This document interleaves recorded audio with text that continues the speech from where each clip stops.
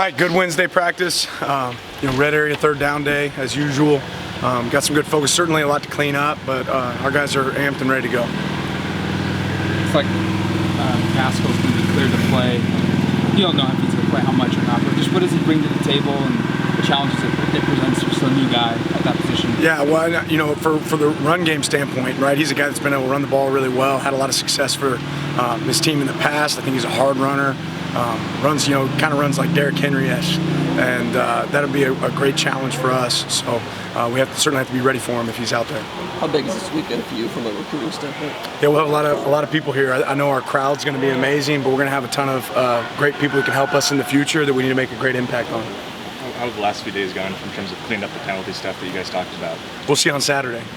Yeah, we'll see on Saturday. Was there one in particular that bothered you most from last week, Dan? Anything that's happened post-snap.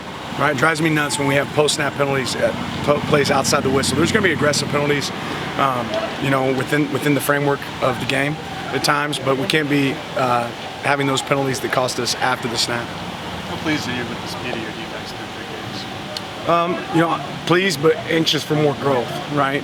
Certainly anxious for more growth, and I think we're getting there closer and closer each week.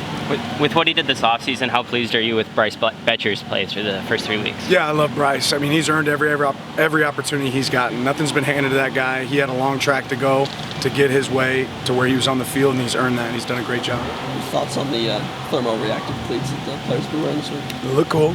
Yeah, they look really cool. I mean, I think that's a great representation of what it's like to be at Oregon and be connected with a place like Nike and how much they do for us and how they make an impact on our program, because those are pretty neat. And what I love about it is when these guys are wearing them at practice, I can tell if they're practicing hard, right? If their cleats aren't turning colors, then we got a problem, right? Better than the GPS sometimes.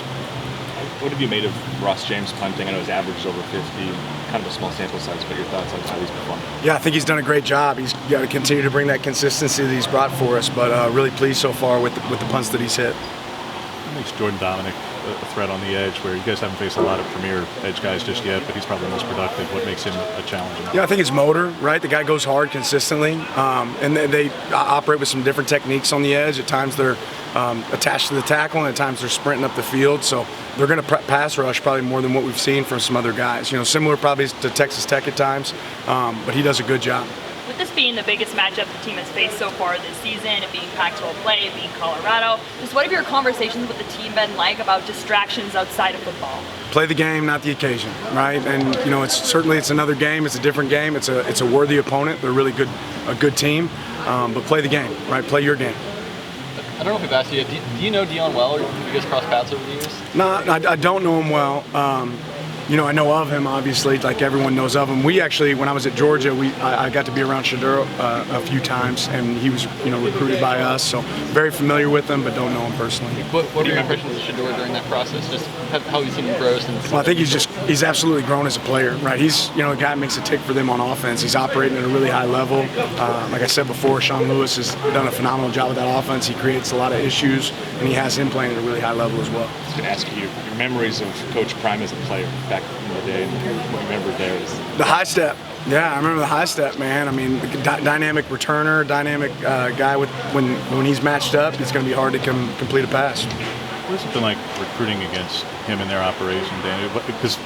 Because they're so public in a lot of things that they do, I would say it's probably a bit unique in that way. But from your perspective on the recruiting trail, what is it like recruiting against them right now? It doesn't change a lot of our process, but it's fun when there's other people in the conference that are recruiting at a high level, right? But it doesn't change a lot of our process. They do a good job. They go after premier players, but so do we.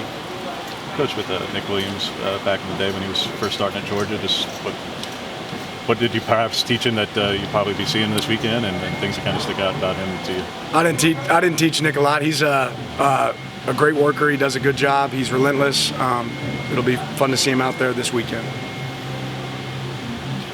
Thanks, Coach.